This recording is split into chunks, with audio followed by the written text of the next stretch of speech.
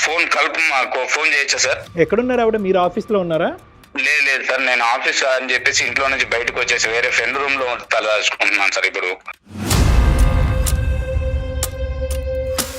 నాకు డైవర్స్ కావాలని నా డాక్టర్ గారితో చెప్పాను. డాక్టర్ ఏం చేస్తారు నీకు డైవర్స్ కావాల్సి వస్తే? ఆవిడ నేను మంచం మీద పడితే బ్యూటీ పార్లర్కి వెళ్తాం సార్.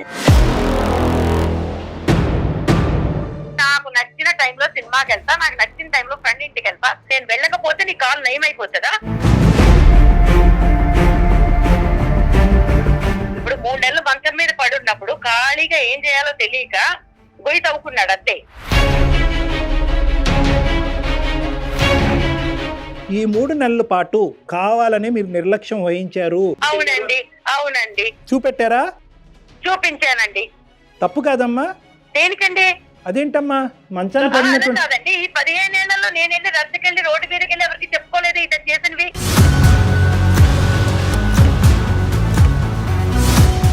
అంటే ఇది రివెంజ్ తీర్చుకున్నట్లుగా అనిపించట్లేదా పద్మ గారు?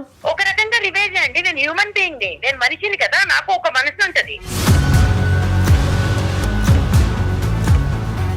కక్ష సాధింపు లాంటిది చాలా చర్యలు చేసింది సార్ నా పైన. 15 ఏళ్ళుగా నువ్వు పెట్టిన దాని ముందు 3 నెలల్లో నేను చూపించింది నథింగ్.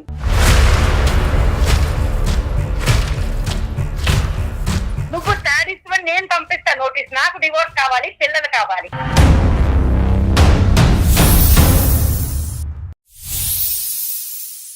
తాకట్టులో ఉన్న బంగారాన్ని విడిపించి ఆ రోజు ఆన్లైన్ రేటుకే మేము కొంటాం. Sharma gold company. నమస్తే కళ్యాణ్ చక్రవర్తి గారు. కళ్యాణ్ గారు, మనకు వచ్చిన మెయిల్స్ లో ఒక మెయిల్ అండి. అతని పేరు ప్రసాద్, కుకట్పల్లి నుంచి మెయిల్ చేశాడు. 15 ఏళ్ల సుదీర్ఘ ప్రయాణం చేసిన తర్వాత ఇప్పుడు విడిపోవాలనుకుంటున్నాడండి. కొంచెం డీటెయిల్డ్ గానే పెట్టాడు మెయిల్లో విషయం మొత్తం కూడా. 2 పిల్లలు ఉన్నారు. ఎలా ఉందంటే నాకు ఆ మెయిల్ చదివినంతసేపు కూడా ఒకరి మీద ఒకరు కక్ష సాధింపు. అంటే లోపల మనసులో ఏదో అనేసుకొని ఏదో ఊహించేసుకొని ఇప్పుడు విడిపోదాం అనుకుంటున్నారు. సో ఇమీడియట్ గా మీతో మాట్లాడించాలనుకున్నాను. నేను నెంబర్ కూడా ఇచ్చారు, మరి కాల్ చేస్తానండి. ప్రసాద్ గారు, కుకట్పల్లి. ఎస్. యూజువల్గా పెద్ద కారణాలకి దెబ్బలాడుకుని పగలు ప్రతీకారాలు పెంచుకునే దానికంటే కనుక ఈ మధ్యకాలంలో చిన్న చిన్న అంశాల మధ్యన విభేదాలు. అంటే మనకి వినటానికి ఇంత చిన్న రీజన్ కి ఎందుకు విడిపోతున్నారు అనిపిస్తుంది. హలో ప్రసాద్ గారండి? హలో, ఎవరండి? నేను జయానండి, అందమైన జీవితం ప్రోగ్రామ్ నుంచి కాల్ చేస్తున్నాను. మేడం నమస్తే మేడం. నమస్తే అండి. మీ మెయిల్ చూసాను, డాక్టర్ గారికి బ్రీఫ్ గా చెప్పాను. ఫ్రీగా ఉన్నారా? మీతో మాట్లాడొచ్చా? ఎస్ మేడం, ఫ్రీగానే ఉన్నాను మేడం. రైట్ ప్రసాద్ గారు, ఇదిగోండి డాక్టర్ గారు ఉన్నారు, ఒకసారి మాట్లాడండి. సార్ నమస్తే సార్. ప్రసాద్ గారు నమస్తే అండి.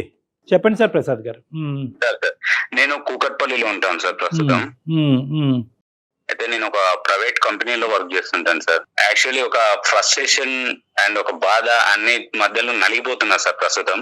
మా ఆవిడతో కొంచెం నాకు పడట్లేదు సార్. పడట్లేదంటే నాకు బాగా ఒక ఇంట్లో ఉంటున్నాం, ఒక ఇంట్లో గానీ ఏదో ఒక నా శత్రువుని ఇంట్లో పెట్టుకొని ఉంటున్నా అన్న ఒక దానిలో ఉంటున్నాను సార్ అసలు. ఎలా అంటే నాకు కొన్ని రోజుల కింద ఒక 3.5 months కింద యాక్సిడెంట్ అయింది సార్. యాక్సిడెంట్ అయింది. ఓకే. ఈ 3.5 months లో నేను యాక్సిడెంట్ అయ్యి మంచాన పడిన తర్వాత నా మీద ఎంత కసి ఉంది అని నాకు అర్థమైపోయింది సార్. కాబట్టి దయచేసి నాకు ఆవిడతో అవ్వట్లేదు సార్. కొంచెం నాకు విడాకుల వాళ్ళు కావాలి సార్. ప్రసాద్ గారు, 15 years ఆఫ్ రియాలిటీ లేదంటే డ్రామా, లేదంటే 3 months of reality or drama? డ్రామాతో ప్రేమ చూపించింది.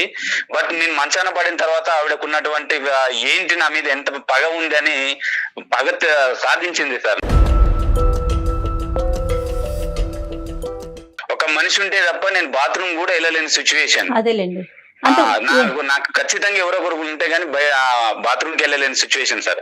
కానీ నేను మంచాన పడిన తర్వాత అసలు నన్ను పట్టించుకోకపోవడం, నేను ఏదైనా మాట్లాడితే చిరాకుగా ఏంటి అని చెప్పేసి ఆన్సర్లు ఇవ్వడము, ఒక మనిషి అంటే సైకలాజికల్ గా నన్ను బాగా ఆడేసుకుంది సార్. ఒకటి ప్రసాద్ గారు, ఇక్కడ ఏంటంటే బేసికలీ బహుశా ఈ ఇష్యూ మీరు ఇప్పటికొచ్చి ఎవరితోనే డిస్కస్ చేయలేదేమో కానీ నేను ఒక మాట అంటాను, ఇప్పుడు మా వేదిక వరకు వచ్చిన తర్వాత మీరు పదే పదే విడాకులు విడాకులు విడాకులు అంటే కనుక అవును సార్, ఇప్పుడు ఖచ్చితంగా సార్. దయచేసి నాకు అవి ఇస్తేనే నేను కాదు, ప్రశాంతంగా అది ఉండగలను సార్. ఇచ్చేది పుచ్చుకునేది మేము కాదండి. బేసికలీ ఏంటంటే విడాకులు అనేటటువంటి సబ్జెక్ట్ అది కంప్లీట్గా మీ సర్వాధికారం, అది మీకు మీ భార్యకి మధ్యన ఉండేటటువంటి ఒక ప్రధానమైనటువంటి అంశం. ఈ రోజు ఏంటంటే అసలు విడాకులు అనేటటువంటిది 3 నెలల పాటు జరిగినటువంటి ఒక ఇమోషనల్ ఇష్యూ వల్ల ఒక అబ్రప్ట్ కంక్లూజనా, ఒక తొందరపాటుతో జరిగేటటువంటి కంక్లూజనా అనేటటువంటి మనం ఆలోచించుకోవాలి. ఎందుకంటే ఏ నిర్ణయం అన్నా ప్రధానంగా విడాకులు ఇలాంటి అంశాలు ప్రధానంగా నిర్ణయం తీసుకునేటప్పుడు ఇమోషనల్ ఫ్రంట్ మీద తీసుకోవద్దండి, ఒక ప్రాక్టికల్ ఫ్రంట్ మీద తీసుకుందాం. విడాకులు అనేటటువంటిది ఒక సొల్యూషన్ గా భావిస్తూ ఈ కాన్వర్సేషన్ ముందుకెళ్ళటం కష్టం అని నేను చెప్తున్నాను.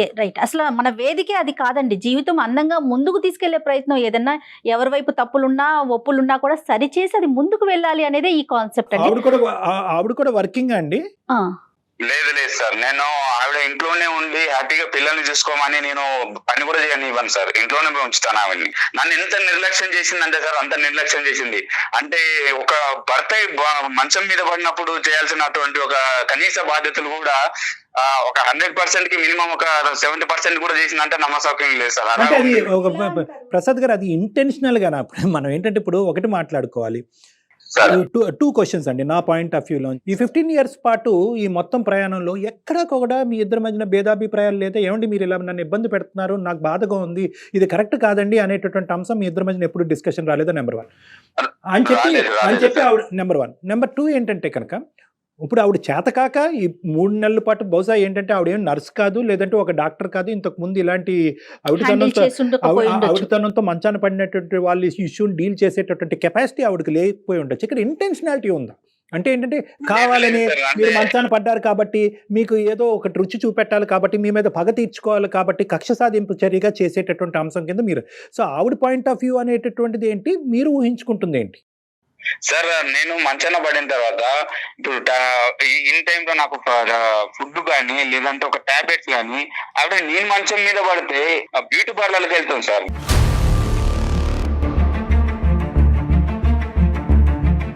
పిల్లలైన పక్కన ఉంటారేమో అని అంటే సండే లేదు ఆ టైంలో ఎవరైనా అంటే స్కూల్ కి హాలిడేస్ ఉన్న టైంలో ఎన్ని హాలిడేస్ ఉంటాయి సార్, ఆ టైంలో కూడా పిల్లల్ని తీసుకొని బయటకు వెళ్ళిపోవడం, కనీసం నాకు దగ్గర నుండి చూసుకోకపోవడం, ఇలా చాలా చేసింది సార్. అంటే బాగా కక్ష సాధింపు లాంటిది చాలా చర్యలు చేసింది సార్ నా పైన.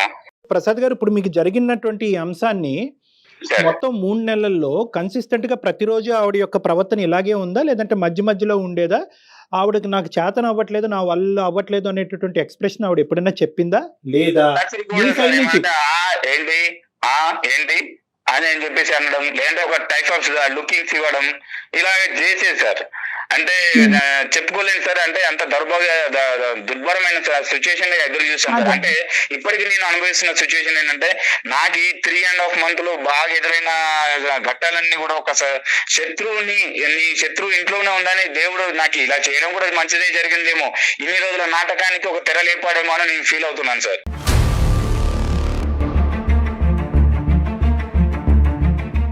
అంటే ఇంకొక పాయింట్ నేను చెప్తున్నాను ప్రసాద్ గారు, ఇక్కడ ఎప్పుడన్నా కూడా ఇష్యూని అక్కడ తేల్చుకోవటం అన్నది బెటర్. ఇలా వెనకతలు మాట్లాడుకునే దానికి నీ ప్రవర్తన నాకు నచ్చట్లేదు, ఇదేంటి ఎప్పుడు చూడనటువంటి ఈ యాంగిల్ నీ లోపల నేను చూస్తున్నాను, నేను మంచాన్ని పట్టి అవుటితనంతో బాధపడుతున్నాను, డూ ఆర్ డై సిచ్యువేషన్లో ఉన్నాను, ఏంటి నీ ప్రవర్తన ఇలా అనేటటువంటి ప్రశ్న మీరు ప్రశ్నించలేదా? ఇక్కడ ఈ 3 నెలల 100 రోజుల ప్రయాణంలో ఒక ఆడపిల్లని తోడుగా చేసుకున్న తర్వాత, ఒక భార్యగా చేసుకున్న తర్వాత కనీస బాధ్యతలు ఏంటి, మంచాన పడ్డ తర్వాత భర్తకు ఏం చేయాలి ఏంటి అనేది కనీసం తెలియదా సార్? నేను చెప్పాలి సార్? మీరు చెప్పవలసినటువంటి అవసరం లేదు. అది ఇక్కడ 2 points మనం ఏమంటున్నా అంటే కనుక, ఆవిడ చేతకాక చేయలేకపోయిందా, లేదంటే కావాలని చేయలేకపోయింది సార్? కావాలని చేయలేకపోయింది. అంటే మీ ఇద్దరి మధ్య ఎప్పుడు డిఫరెన్సెస్ లేవా ఈ అంతకుముందు ఈ 15 years లో? లేవు సార్, చిన్న చిన్న గొడవలు అనేవి కామన్ థింగ్, కానీ ఎంత డెప్త్ గా మాత్రం ఎప్పుడు పర్లేదు సార్, మేము ఎప్పుడు అనుకోలేదు. ఇప్పుడు మీకు ఈ రోజు చేయనందుకు నువ్వేంటి నాకు ఇలా చేయలేకపోతున్నావు, నాకు కష్టకాలం వచ్చినప్పుడు నువ్వు ఎందుకు చేయలేకపోతున్నావు అనేటటువంటి మీరు అడిగినందుకు ఆవిడ ఏమైనా పశ్చాత్తాపం ఫీల్ అయ్యిందా? సారీ అండి నాకు అర్థం కాలేదు. ఇప్పుడు అడగలేదు సార్. నేను మనసులో పెట్టుకొని నాకు నేను సర్ది చెప్పుకుంటూ ఏదో ఒక రోజు నేను వద్దు ఇవన్నీ చూసి భరిస్తూ ఇలాంటి భార్యన నేను కట్టుకుందని ప్రతిరోజు మనసులో కుమిలిపోయేవాడిని సార్. ఇన్ని రోజులు ఆడింది డ్రామానా, ఈ రోజు నేను మంచాన పడ్డాను కాబట్టి ఈ రోజు తనకు ఒక టైం వచ్చిందని ఆడుకుంటుందా, ఇన్ని రోజులు చేసినంత వృధా అయిపోయిందని ఎంత కుమిలిపోయాను సార్. అంటే మీరు ఏం చేసి ఉండొచ్చు అండి, ఏం చేసి ఉండొచ్చు కాబట్టి ఆవిడ ఈ రోజు పగ తీర్చుకుంటున్నారు? నేను ఏమీ చేయలేదు సార్, ఏమీ చేయలేదు. నేను ఏమి చేయలేదు, తప్పుగా మాట్లాడింది లేదు, ఎప్పుగా ఏం ఆలోచించలేదు. అంటే నేను, నా పిల్లలు, భార్య, ఇదే కుటుంబం, నేను కష్టపడ్డం ఇది మాత్రం నాకు తెలుసు సార్. ప్రతిదీ ఆ డబ్బులు కూడా తీసుకొచ్చి ఆవిడకి మెయింటెనెన్స్ కి ఇస్తాను సార్. ఓహో, ఇక్కడ ఏదో ఒక లింక్ మిస్ అవుతున్నట్టు నాకు అనిపిస్తుంది ప్రసాద్ గారు. ఖచ్చితంగా ఆవిడతో అయితే మనం మాట్లాడాలి. ఫోన్ చేయొచ్చా సార్? ఎక్కడున్నారు ఆవిడ? మీరు ఆఫీస్ లో ఉన్నారా? లేదు సార్, నేను ఆఫీస్ అని చెప్పేసి ఇంట్లో నుంచి బయటకు వచ్చేసి వేరే ఫ్రెండ్ రూమ్ లో తలదాచుకుంటున్నాను సార్. ఇప్పుడు ఇంట్లో ఉండలేకపోతున్నాను, బయటకు వెళ్ళలేకపోతున్నాను. ఫ్రెండ్ దగ్గర వచ్చి ఏదో రిలైజ్ అవుదామని ఇక్కడ వచ్చి ఉన్నాను సార్. ఎప్పటి నుంచి అండి? ఎన్ని రోజులు బట్టి? రీసెంట్ గానే సార్. నేను యాక్చువల్లీ నెక్స్ట్ మంత్ నుంచి వెళ్ళాలి, బట్ ఇప్పటి నుంచి అని చెప్పేసి ఇంట్లో ఉండకుండా బయటకు వచ్చేస్తున్నాను సార్. సో పిల్లలు అక్కడే ఉన్నారు, మరి పిల్లల్ని మిస్ అవ్వట్లేదా మరి మీరు? లేదు సార్, అంటే డైలీ ఇంటికి వెళ్ళి ఈవినింగ్ టైం మిగతా టైం ఇక్కడ స్పెండ్ చేయడం జరుగుతుంది సార్. అలాగంటారా? Okay okay. చూడండి ఆవిడ మనకు అందుబాటులో ఉంటదేమో, ఆవిడ కూడా ఒకసారి డైరెక్ట్ గా క్లారిటీ తెచ్చుకో. ఒక్క నిమిషం సార్. అతను మాట తీరు వింటూ ఉంటే మరి డీసెంట్ పర్సన్ లాగే అనిపిస్తున్నారు, అర్థం చేసుకునే వ్యక్తి లాగా. అపోహలకు లోన ఉన్నట్టు. 15 ఏళ్ళు కలిసి ఉన్నప్పుడు ఏ భార్య అయినా సహజంగా మనం ఆలోచిస్తే, భార్య కానీ భర్త కానీ ఏదైనా తీవ్రమైన ఇబ్బంది పడుతున్నప్పుడు ఇలా కూడా బిహేవ్ చేస్తారా? అంటే మేజర్లీ కమ్యూనికేషన్ మేడం. ఇక్కడ ఏమవుతుందంటే వీళ్ళు చిన్న విషయాలు అనుకుంటున్నారు, ఎక్కడికక్కడ కవరప్ చేసుకుని అతను ఇంతే అని ఆవిడ అనుకుంది, ఈవిడింతే అని ఇతను కంటిన్యూ అయిపోతున్నారు. The main thing about wife and husband relationship ఏంటంటే కమ్యూనికేషన్. ఈ రోజు ఇప్పుడు అతను మనతో చెప్పినట్టుగా ఇంతకు ముందు ఎవరితో కమ్యూనికేట్ చేసి ఉండడు, అంటే ఎవరితో అక్కర్లేదు, భార్య భర్తలు కూర్చుని ఏమో నాకు ఇది నచ్చుతుంది, ఇది నచ్చట్లేదు, ఇది కరెక్ట్, ఇది రాంగ్ అనేది. అంటే సైకలాజికల్ గా మీ ఉద్దేశం ఎప్పటికప్పుడు ఒక ఇష్యూ ఉన్నప్పుడు అప్పుడే మాట్లాడేసుకోవటం మంచిదంటారా? హలో పద్మ, అట్లీస్ట్ ఆ ఇష్యూ రిపీట్ అయ్యేటప్పుడు. పద్మ చెప్పు. నేను డాక్టర్ కళ్యాణ్ గారి దగ్గర ఉన్నాను. అదే దేనికి వెళ్ళావని అడుగుతున్నాను. దేనికి వెళ్ళావంటే నీకు తెలియదా దేనికి వెళ్ళాను? నాకెట్లా తెలుస్తుంది? బానే ఉన్నావు కదా ఇప్పుడు. నాకు డైవర్స్ కావాలని నా డాక్టర్ గారితో చెప్పాను. ఏ డాక్టర్ ఏం చేస్తారు నీకు డైవర్స్ కావాల్సి వస్తే?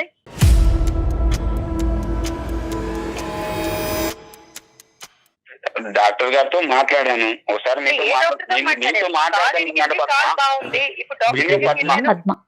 అలా కాదు పద్మ గారు, ఒక్క నిమిషం అమ్మా. పద్మ గారు నమస్తే అమ్మా. నమస్తే అమ్మ, నా పేరు డాక్టర్ కళ్యాణ్ చక్రవర్తి. నేను మానసిక వైద్య నిపుణుడి, రిలేషన్షిప్ కౌన్సిలర్ని. నాతో పాటు జయ గారు ఉన్నారు. మేము సుమన్ టీవీ వేదిక అందమైన జీవితం అనేటటువంటి ఒక ప్రోగ్రామ్ నుంచి మాట్లాడుతున్నాం. మిమ్మల్ని ఇబ్బంది పెట్టి మిమ్మల్ని కష్టపెట్టేటటువంటి ఉద్దేశం కాదు. మీ ఇద్దరి మధ్యన ఏమైనా తెలిసి తెలియనటువంటి అపోహలు, భేదాభిప్రాయాలు ఏమన్నా ఉంటే కనుక ప్రొఫెషనల్ మీడియేషన్ ద్వారా అది రెక్టిఫై చేయటం గురించే మా యొక్క ప్లాట్ఫామ్. మీకు ఇది ఇది మా ఇద్దరికి సంబంధించింది. ఆయన తీసుకెళ్లి రోడ్డును పడేసి. అమ్మా ఒక్క నిమిషం అమ్మ, నేను కామ్గా మాట్లాడుతున్నాను, దయచేసి మీరు కూడా అర్థం చేసుకుని కామ్గా మాట్లాడండి. నేనేంటంటే మిమ్మల్ని ఇబ్బంది పెట్టేటటువంటి ఉద్దేశం కాదు. అతను మాకు రీచ్ అయ్యారు. ఏ పాయింట్తో రీచ్ అయ్యారంటే, సార్ నేను ఇలా మానసికంగా ఇబ్బంది పడుతున్నాను, 15 years పాటు మా ప్రయాణంలో ఎటువంటి ఇబ్బంది రాలేదు. ఎప్పుడైతే కనుక నేను దురదృష్టం కొద్దీ నేను సిక్ అవటం వల్ల, లేదంటే నాకు యాక్సిడెంట్ అవటం వల్ల నేను మంచం మీద ఉన్నప్పుడు మా భార్య యొక్క ప్రవర్తన నాకు నచ్చలేదు, నేను షాక్కు గురయ్యాను. కాబట్టి ఇన్ని రోజులు మా భార్య నాతో పాటు చేసినటువంటిది ఒక నిజమైనటువంటి ప్రేమతో కూడినటువంటి అంశం కాదేమో. ఇప్పుడు ఆవిడ అది మీకు చెప్పుకున్నాడా? అంటే అలా చెప్పుకున్నాడు, మేమేం కంక్లూడ్ అవ్వలేదమ్మా. మీరు చెప్పారమ్మా, మీరు బ్యాడనో, మీరు కరెక్ట్ కాదనో, మీ ప్రయాణం తప్పనో మేమైతే కంక్లూడ్ అవ్వలేదు. అతను బాధ అలా వెలగక్కాడు అనేటటువంటిది నేను మీ వరకు తీసుకొస్తున్నాను. ఏకంగా 2 పిల్లలు కన్నా తర్వాత మీరు డివోర్స్ అనేటటువంటి పదం వాడటం కూడా కరెక్ట్ కాదు. మాకు ఒక్కసారి పద్మ గారితో మాట్లాడటానికి అవకాశం ఇవ్వండి అని చెప్పి మేము అతని మీద ఒత్తిడి తీసుకొస్తే మీకు కలపటం జరిగింది. చెప్పాలి కదండి, చెప్పకుండా ఏం చెప్తారు చెప్పు. మరి ఏం చెప్పడం? నువ్వు ఇలా చేస్తావని చెప్పుకొని బాధపడాలా, లేదంటే నువ్వు అర్థం చేసుకోవాలని నీతో ఏడవాలా? ఏం చెప్పాలి చెప్పు. ప్రసాద్ గారు, ఇప్పుడు అలా కాదండి, ఆ ఆర్గ్యుమెంట్ కాదు ప్రసాద్ గారు. ఇక్కడ ఏంటంటే ఆవిడ స్థానంలోంచి ఆవిడ మాట్లాడేటటువంటి మాట కరెక్ట్. ఇప్పుడు ఎందుకంటే మీరు సడన్ గా ఇప్పుడు డివోర్స్ అనేటటువంటి అంశం, మీరు మనస్తాపం చెందారు కాబట్టి డివోర్స్ అనేటటువంటి అంశం తీసుకురావటం అన్నది మీ వరకు మీ ఆలోచన శైలికి సబబే, కాదనట్లేదు. కానీ ఈ రోజు ఆవిడని సర్ప్రైజ్ చేశారు కదా.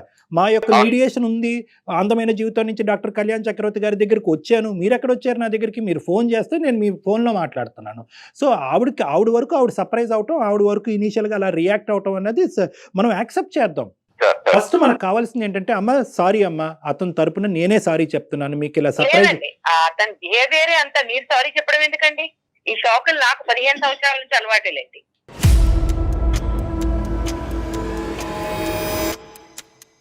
నువ్వు ఇచ్చిన శాఖ ముందు నేను ఇది శాఖ పద్మ, ఏం షాక్ ఇచ్చాను? నేను మంచాన పడ్డ తర్వాత నువ్వు ఇచ్చిన శాఖల కంటే నేను ఎక్కువ కాదు పద్మ. ఆవిడ యొక్క రియాక్షన్ ఏంటో మనం ఒకసారి విందాం. Okay sir. ఇప్పుడు 3 నెలలు మంచం మీద పడున్నప్పుడు ఖాళీగా ఏం చేయాలో తెలియక గొయ్యి తవ్వుకున్నాడు అంతే. ఇప్పుడు బేసిక్ గా అతనికి కావాల్సింది డివోర్స్, ఎందుకంటే ఇప్పుడు నడుస్తున్నాడు కదా. ఇప్పుడు నీ కంప్లైంట్ ఏంటి? నీకు టైం కి మందులు ఇచ్చా, టైం కి తిండి పెట్టా, టైం కి స్నానం చేయించా, బ్యూటీ పార్లర్లకు వెళ్ళుకుంటూ నువ్వు నాకు ఇచ్చావు. నేను వెళ్ళకపోతే నీ కాలు నయమైపోతుందా?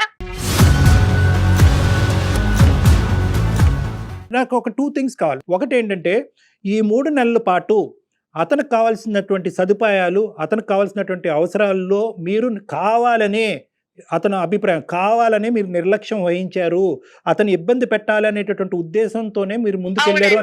అవునండి. అవునమ్మా, కావాలని కొన్ని చేశా. కరెక్ట్.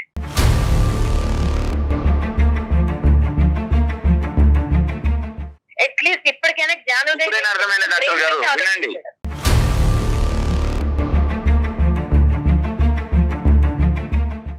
ఎప్పుడు బ్రెయిన్ యూజ్ చేసావు కదా, ఈసారి కొంచెం నీకు 3 నెలలు ఖాళీగా ఉండేసరికి మనసు అనేది ఒకసారి బయటకు వచ్చిందేమో ఆలోచించడానికి. 15 ఏళ్ళుగా నువ్వు పెట్టిన దాని ముందు 3 నెలల్లో నేను చూపించింది నథింగ్.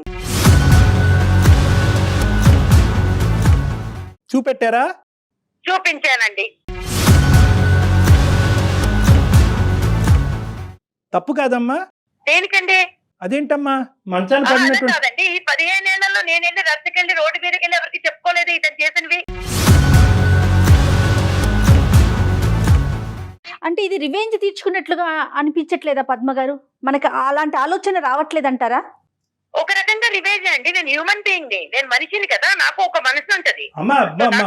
వచ్చింది ఈ రోజు 15 సంవత్సరాలు బహుశా మేమేమో ప్రీమెచ్యూర్ గా మాట్లాడుతున్నానేమో, నా అనుభవంతో నేను ఏమైనా కొద్దిగా తెలియకుండా ఏమైనా మాట్లాడుతున్నానేమో, నన్ను క్షమించండి. కానీ నేను అనేది ఏంటంటే, 15 సంవత్సరాల పాటు ఏ స్థాయి క్షోభను అనుభవించిన తర్వాత మంచం మీద పడి 2 కాళ్ళు ఎరగొట్టుకుని పనిచేసేటటువంటి ఒక మనిషి మంచం మీద ఉన్నప్పుడు ఎటువంటి వ్యక్తిత్వం ఉండేటటువంటి వాళ్ళు కక్ష సాధింపు చేస్తారు? ఎటువంటి మనస్తత్వం ఉండేటటువంటి అంటే మీరు ఒక్క నిమిషం మిమ్మల్ని ఇంటరప్ట్ చేస్తున్నది కాదు, వ్యక్తిత్వాల గురించి మాట్లాడితే వ్యక్తిత్వం లేని మనిషితో నేను 15 సంవత్సరాలు ఉన్నాను.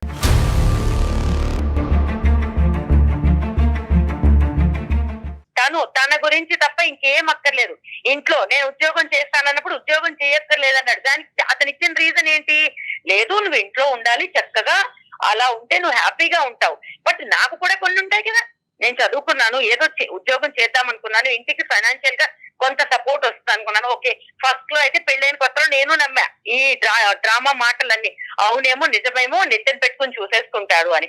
తర్వాత ఓకే పిల్లల తర్వాత అదే లోకం, వంట చేయడము, సాయంత్రం వచ్చేసరికి లేకపోతే సండే మండే లేదా వీకెండ్స్ ఫెస్టివల్స్ వస్తే ఆయన గారు ఫ్రెండ్స్ ఇళ్ళకి వెళ్ళో లేకపోతే ఫ్రెండ్స్ తీసుకుని వచ్చి సడన్ షాకులు ఎట్లా ఉంటాయంటే, ఇప్పుడు ఒక 5గురు వస్తారు భోజనాలకి, ఇంట్లో ఏమి ఉన్నాయి లేవు, వండగలదా లేదా, బతికిందా చచ్చిందా చస్తుందా, ఇవేం చూసుకోకర్లేదు.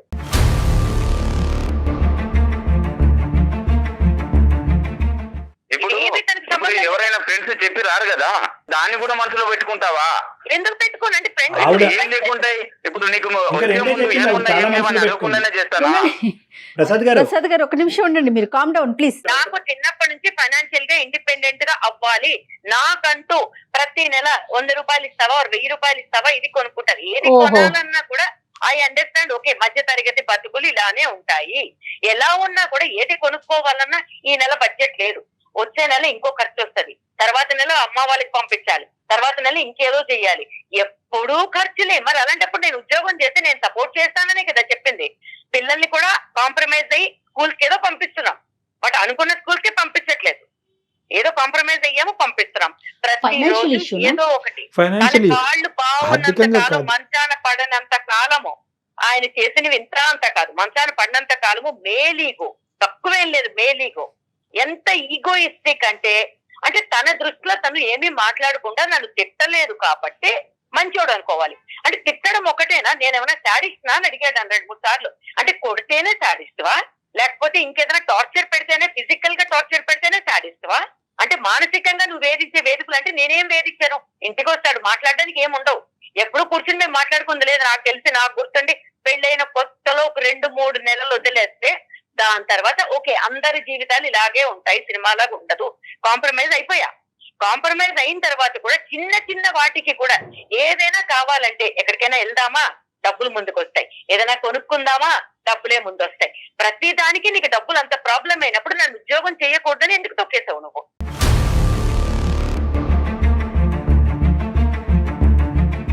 భార్య ఇంట్లో ఉండి చూసుకోవాలని అనుకోవడం తప్ప, లేదంటే అంటే నేను సంపాదించిన దానిలో అడ్జస్ట్ అయ్యి ఉండడం అనుకోవడం తప్ప, లేకపోతే అవ్వనని చెప్పాను కదా, నేను అవ్వలేదు. ఎందుకు అవ్వవు నువ్వు? ఎందుకు అవ్వవు చెప్పు.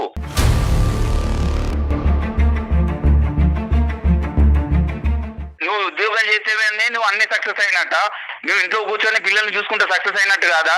మనసులో ఏదో పెట్టుకొని ఏదో చెప్తుంది, ఏదో చేస్తుంది. నాకైతే అవ్వదు. నీతో పడి ఉండక్కర్లేదు, ఎప్పుడో డివోర్స్ ఇచ్చి పిల్లల్ని తీసుకుని వెళ్ళిపోదును.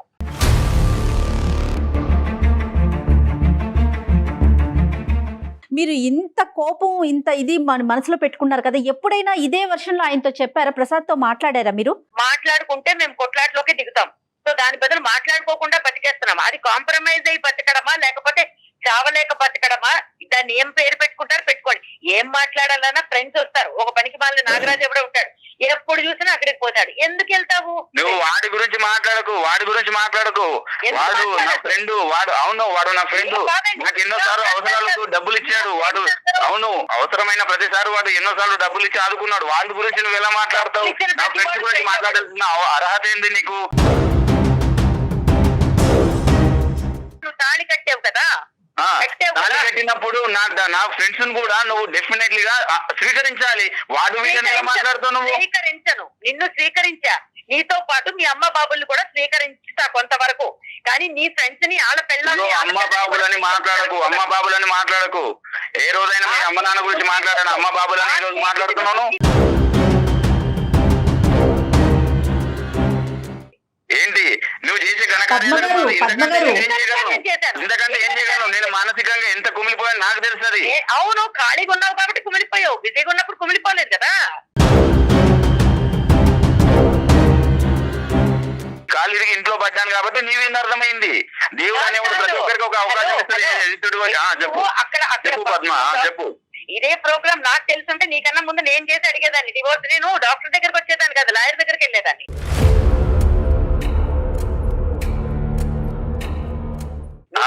ఇలాంటి వాడివి అని తెలుసుంటే, అంటే ఇంత విషం నింపుకున్నావు, ఇప్పుడు అవసరం తీరిపోయాక పిల్లల్ని రోడ్డుకు పడేస్తావని తెలుసుంటే 15 ఏళ్ళు నీతో కాంప్రమైజ్ అయి బతికి నా జీవితం నేను నాశనం చేసుకునేదాన్ని కాదు.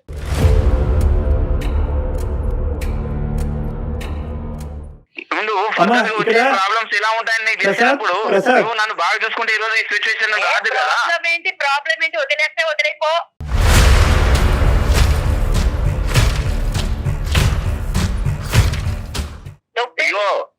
సార్ నాకు వద్దు సార్, వద్దు సార్. ఈవిడ ఇంతే మారదు.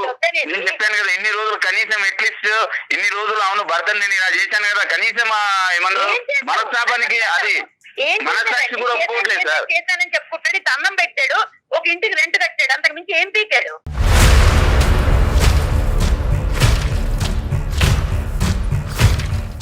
మీ డెఫినేషన్ ఎలా ఉంది అంటే కనుక బహుశా అతని మనసు వరకు అతనికి అర్థం కాలేదు. మీ డెఫినేషన్ ఏం చెప్తున్నారు? నాకు ఫ్రీడమ్ ఉందా, నాకు స్వేచ్ఛ ఉందా, నీ ఫ్రెండ్స్ కి ఇచ్చేటటువంటి ఇంపార్టెన్స్ భారీగా నాకు ఇస్తున్నావా? అవును, నన్ను ఫైనాన్షియల్ గా స్టాండర్డ్ గా లేను, ఉన్న దాన్ని అడ్జస్ట్ అవ్వాలని చెప్తాను. అదే తప్ప అండి? ఇక్కడ ఒక ప్రధానమైనటువంటి ఇష్యూ ఏంటంటే, ఇవన్నీ ఆవిడ మనసులో దాచిపెట్టుకుని ఒక అవకాశం దొరికిన తర్వాత 3 నెలల పాటు మీరు మంచం మీద పడినప్పుడు ఆవిడ కక్ష సాధింపు చర్యగా ఇది ఒక బంగారు అవకాశంగా తనకు వచ్చింది, మీకు బుద్ధి చెప్పడానికి ఇంతకు మించినటువంటి అవకాశం లేదు అనేటటువంటి విధంగా ఆవిడ ఆలోచన శైలి అంత క్రికెట్గా ఎలా మారిపోయింది అనేటటువంటిది ఇక్కడ ముఖ్యమైనటువంటి అంశం. ఎందుకంటే ఈ మనిషి నీకేమీ చేయలేదు, భయంకరంగా హింస పెట్టాడు, పగలనక రాత్రనక కొట్టాడు, తిట్టాడు, ఆర్థికంగా ఇబ్బంది పెట్టాడు, పిల్లల్ని చదివించడానికి డబ్బులు ఇవ్వలేదు, మిమ్మల్ని బయటకు వెళ్ళడానికి స్వేచ్ఛను ఇవ్వలేదు, ఇన్ని రకాలుగా హింస పెట్టినా కూడా ఒక మానవతా దృక్పథంతో ఒక మనిషి మంచం మీద పడినప్పుడు సేవ చేయవలసినటువంటి భార్యే కాదు, ఒక ఎవరైనా కూడా అతని పక్కన ఎవరున్నా కూడా సేవ చేస్తారు. కానీ దాన్నే ఒక వాళ్ళు పిలుచుకొచ్చి చేసుకోవచ్చు కదండి. వాళ్ళకి బాగా జీతాలు లేదమ్మా, నీ ప్రతి నెల పాత్ర అమ్మ, నీ పాత్ర అమ్మ, ఎవరో వచ్చి చేస్తారనే ఉద్దేశంతో నీకు ఇచ్చి పెళ్లి చేయలేదమ్మా. ఏ సేవ చేసుకుందుకి అమ్మా నాన్నలు రావచ్చు, మీ అక్క చెల్లెలు రావచ్చు, సేవకి ఎవరు రారు.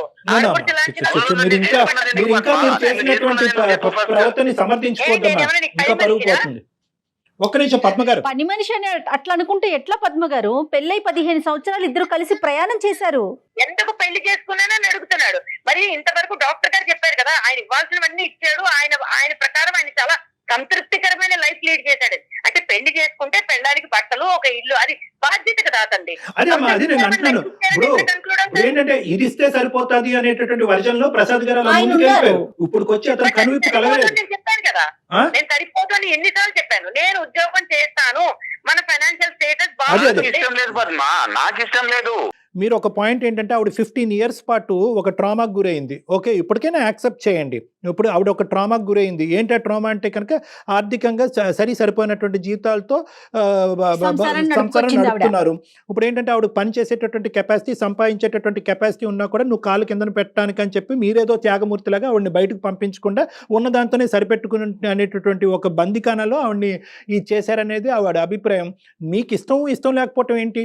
ఆర్థికంగా సుఖపట్టడం గురించి నేను బయటకు వెళ్ళి చేస్తాను అనుకున్నప్పుడు ఈ 15 సంవత్సరాల్లో ఒక్కసారైనా ఆవిడకి అవకాశం ఇచ్చి బయటకు పంపించచ్చుగా.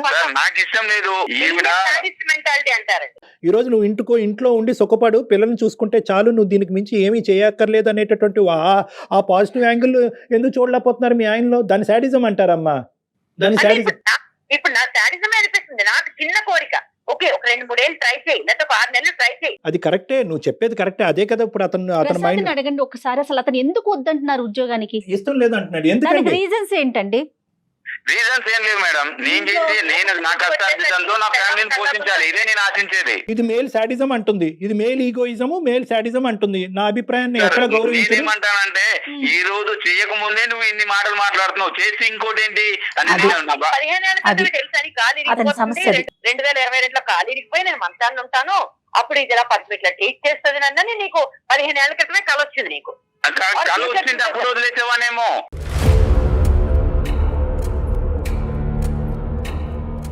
ఇంట్లో కూర్చుంటేనే ఇలా మాట్లాడుతుంది, బయటకు వెళ్తే ఈవిడ కొమ్ములు వచ్చి ఇంకెలా మాట్లాడుతా అంటే ఒక ఆడదాన్ని ఇలాగే ఉండాలి, ఈ పరిధుల మధ్యనే ఉండాలి, ఇలాగే మాట్లాడాలి, ఇలాగే వ్యవహరించాలి అనేటటువంటి గీతలు మీరు ఆల్రెడీ మెంటల్లీ మీరు ముందే గీస్తున్నారు.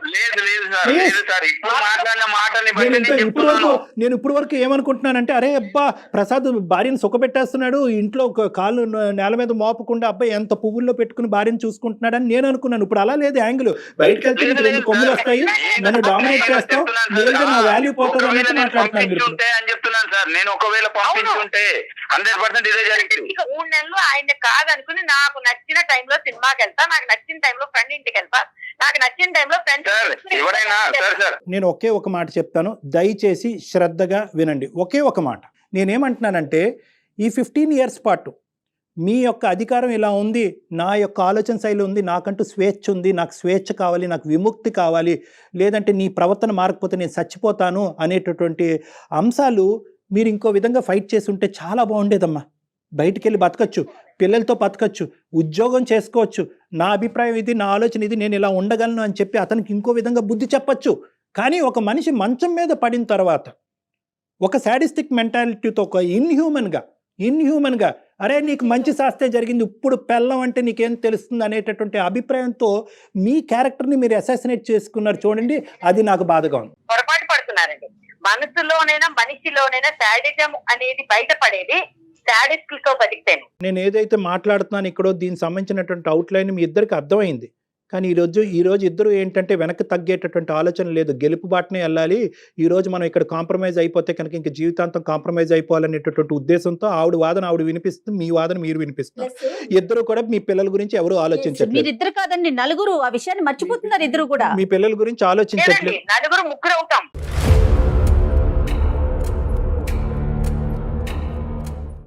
ఎప్పుడైతే అతనే ఒంటరివాడు అవుతాడు, మేము 3 ఉంటాం. అయినా పర్వాలేదు పద్మ, నీలాంటి నేను ఉండడం కంటే కూడా పోయినా పర్లేదు. జీవితం అంటే ఏంటో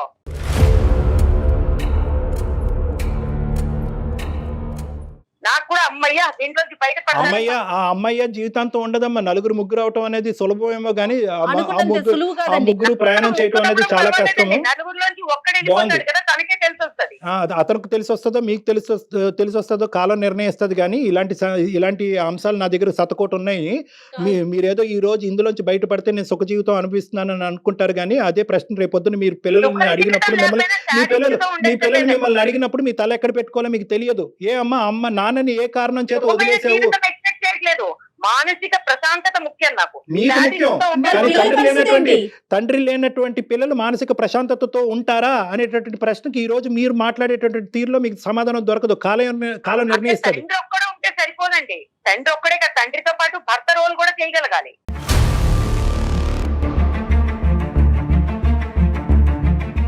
దయచేసి ఇద్దరు కూడా విడాకులు అనేటటువంటి ఆస్పెక్ట్ పక్కన పెట్టండి. మీరిద్దరు కలిసి నా దగ్గరికి రండి ఒక్కసారి. ఎందుకంటే ఇది అంత చిన్న అంశం ఏం కాదు. దయచేసి నాకు మాత్రం ఇలాంటి ఏమంటారు ఒక చెర నుంచి బయటకు విడిపిస్తారని నాకు వద్దు సార్. ఈవిడ మాత్రం వద్దు, నాకు విడాకులే కావాలి. నేను బతికేదేంటండి? చెర అనుకునే మనిషితో అసలు బతకాలన్న ఆలోచనే దరిద్రంగా ఉంది.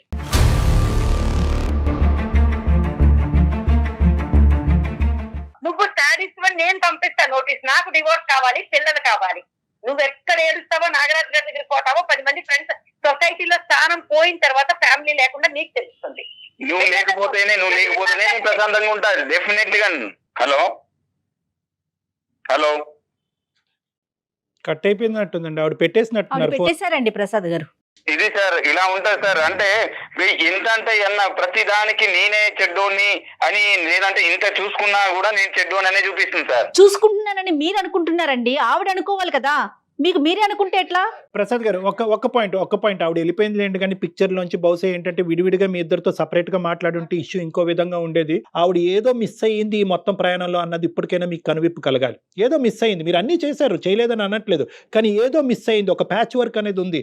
ఆ ప్యాచ్ వర్క్ రియలైజ్ అవ్వాల్సినటువంటి అవసరం ఈ కుటుంబాన్ని. దయచేసి మీరు డివోర్స్ అని అడగండి. మీరు అడుగుతున్నారు, ఆవిడ అడుగుతున్నారు. కానీ ఇది ఆ సందర్భం. ఈ డివోర్స్ అనేటటువంటి ఆస్పెక్ట్ అసలు మీ ఇద్దరి మధ్యన ఇష్యూయే కాదు నాకు అనిపిస్తుంది. ఇప్పుడు మీకు కావాల్సింది ఏంటంటే ఒకటే, నువ్వు ఉద్యోగం చేసుకుంటావా, గో హెడ్. నీ జీవితం నువ్వు బతకాలి అని అనుకుంటున్నావా, గో హెడ్. నీకు స్వేచ్ఛాయుతమైనటువంటి వాతావరణం కావాలా, గో హెడ్. నీకు నచ్చినటువంటి మనుషులు ఇంట్లోకి రాకూడదా, ఓకే. ఇవి కొన్ని స్టెప్స్, ఇవి బేసిక్ స్టెప్స్. ఈ స్టెప్స్ దిగటం వల్ల, ఈ ఫిక్సేషన్స్ మార్చుకోవటం వల్ల మన జీవితాలు ఏం నాశనం అయిపోదు అండి. విడిగా ఉండి డివోర్స్ అయిపోయి పిల్లలు ఒక దిక్కు మీరు ఒక దిక్కు ఉంటే కనుక అప్పుడు జీవితం నాశనం అవుతుంది. అప్పుడు అసలు సిసలైనటువంటి కష్టాలు. పర్సనల్ గా కూడా ప్రసాద్ గారు ఒకసారి బయటికి వెళ్తే బయటకు ఉండే కష్ట నష్టాలు తనకు కూడా తెలుస్తాయి. ఉద్యోగం అనుకోగానే చేయటం అంత ఈజీ అంటారా? పోనీ చేసింది అనుకోండి, మీ కుటుంబానికే కదా ఆసరా అవుతుంది. బయటకు వెళ్ళి కష్టపడుతుంది, ఇబ్బంది పడుతుంది అనేటటువంటి అంశం కాదు ప్రసాద్ గారు. ఈ రోజు ఆ అమ్మాయి 15 సంవత్సరాలు బట్టి ఒక చిన్నపాటి కోరుకుంటుంది. చాలా ఇళ్లలో ఇది చాలా చిన్నపాటి కోరిక. ఎక్కడైనా మీరు స్వింగ్ అయ్యారా? ఎక్కడైనా మీరు ఒక్కసారైనా ఫ్లెక్సిబుల్ ఇచ్చారా? ఒక్క అవకాశం ఇద్దామని ఇచ్చారా? ఓకే, ఫైనల్గా నేను చెప్పేది ఒకటి ఏంటంటే, మీరు మాకు ఆవిడ నెంబర్ కూడా ఇవ్వండి. తర్వాత ఒకసారి ఆవిడ నెంబర్ ఇవ్వండి. నేను ప్రత్యక్షంగా ఆవిడకి ప్రత్యేకంగా ఆవిడకి ఫోన్ చేసి నా సెషన్స్కి రండి, నా కౌన్సిలింగ్కి రండి అని ఇన్వైట్ చేస్తాను. మీరు లీగల్ కౌన్సిలింగ్కి వెళ్ళవలసినటువంటి అవసరం లేదు, నా కౌన్సిలింగ్కి రండి. మనం ఒక సానుకూలమైనటువంటి వాతావరణంలో విడివిడిగా మీరు ఆవిడ నాతో మాట్లాడిదిరి కానీ, కలిపి కూడా మాట్లాడిదిరి కానీ ఈ ఇష్యూని ఒక కొలిక్కి తీసుకొద్దాం. అప్పటి వరకు ఈ డివోర్స్ అనేటటువంటి ఆస్పెక్ట్ తీసి పక్కన తీసేయండి. పిల్లలు సర్వనాశనం అయిపోతారు చెప్తున్నా. మిమ్మల్ని నమ్ముకుని వచ్చిన ఒక ఆడ మనిషికి తినటానికి తిండి, కట్టుకోవటానికి చీర, బట్టలు, లేకపోతే 2 పిల్లలు, అది కాదండి. సంతోషంగా ఉండాలి.